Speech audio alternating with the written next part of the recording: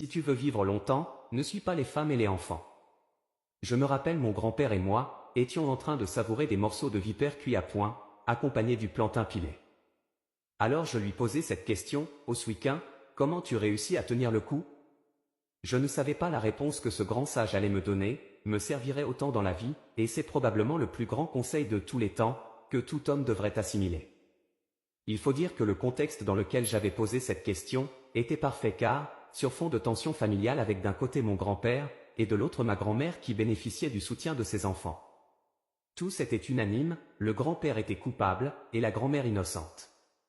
Et ils s'étaient mis d'accord pour les sceller, mais cette mesure ne touchait pas les petits-enfants. Surpris par ma question, mon éminent grand-père me dit exactement ceci, « Mon cher petit-fils, je t'aime beaucoup d'autant plus que tu es le fils de ma fille. Je vais te dévoiler un secret vital, si tu veux suivre les femmes, et les enfants tu n'auras pas de cheveux blancs comme moi, et tu mourras avant ton heure. » C'était tout, nous continuâmes à savourer notre vipère, sans craindre d'être importunés par un chien inspiré de Doko, qui allait nous regarder manger, tout en maintenant l'écart qui le sépare de nos coups de pied. Ce n'est que des années plus tard, que je pris la pleine mesure du conseil de mon grand-père, encore une fois l'expression « respecter ceux qui ont vécu » prenait tout son sens. Je m'explique en 2.1, les femmes sont des occasions des chutes. Croyez-le ou non, il arrive dans la vie où votre femme devient le caillou qui perce votre propre chaussure. Les femmes sont d'un naturel narcissique et veulent occuper la place centrale de la vie d'un homme.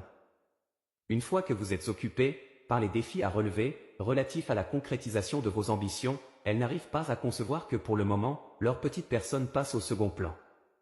Une femme vous reprochera le fait d'être occupée, alors que c'est le prix à payer pour joindre les deux bouts et lui assurer le confort. Dans mes recherches sur la psychologie féminine, j'ai découvert l'existence d'un autre biais cognitif chez la femme. Je l'ai nommé la superposition sentimentale. Les femmes étant égocentriques, n'acceptent jamais d'être supplantées par quoi que ce soit, et veulent être les seules et uniques têtes de gondole dans la vie des hommes. Elles vont se superposer sentimentalement à ce que vous aimez le plus, vos rêves, vos ambitions, vos accomplissements, votre boulot. D'où ces phrases fétiches, je n'ai jamais compté pour toi, ton boulot et tes affaires passent en premier, tu n'aimes que toi, je ne suis qu'un pot de fleurs. Je me demande comment font les autres pour avoir de bons maris attentionnés. À force de vous le dire tous les jours, elles finiront par vous avoir à l'usure et vous abandonnerez l'essence même de votre existence, vos rêves, vos ambitions, vous ne serez plus assez performant au boulot pour consacrer plus de temps et d'attention à madame. Mais ce choix ne sera pas sans conséquence, et lorsque vous les subirez de plein fouet, ces mêmes femmes qui vous ont mis dans cette posture délicate, vous tromperont avec n'importe qui. La femme vous fera perdre le contrôle de votre vie et vous trompera avec un homme qui sait garder le contrôle de sa vie. Ne renoncez pas à ce qui fait de vous un homme pour une femme, sinon vous finirez très mal. 2. Les enfants sont des traîtres. Votre progéniture n'est pas en reste, viendra des moments où elle posera des actes qui sont aux antipodes de votre vision, de votre morale et de vos principes. Vos enfants vous donneront l'impression d'être sous l'emprise d'un esprit malin et écorneront gravement toutes les valeurs que vous leur avez inculquées.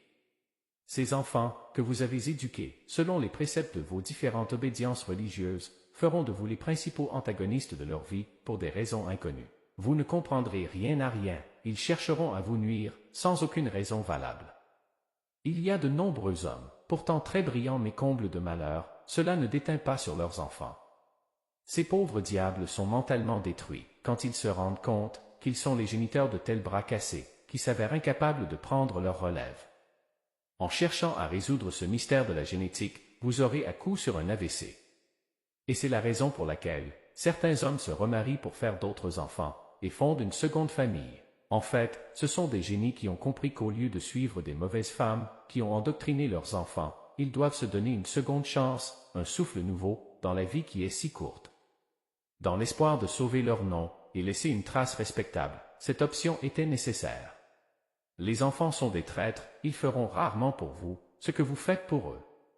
Bien sûr qu'ils n'ont pas demandé à naître, néanmoins ils doivent vous respecter, vous honorer, et non cautionner que l'opprobre soit estampillé sur votre famille à cause de leur comportement déviant.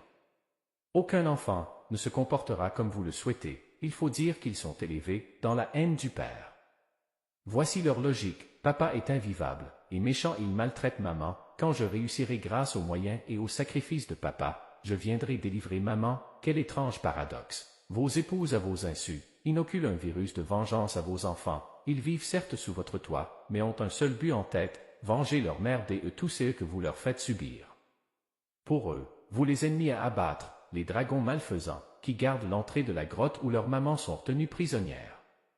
En fin de compte, ce que mon grand-père voulait dire, c'est ceci. Ne mets pas le cœur sur ta femme et tes enfants, attends-toi à tout de leur part, et tu vivras longtemps.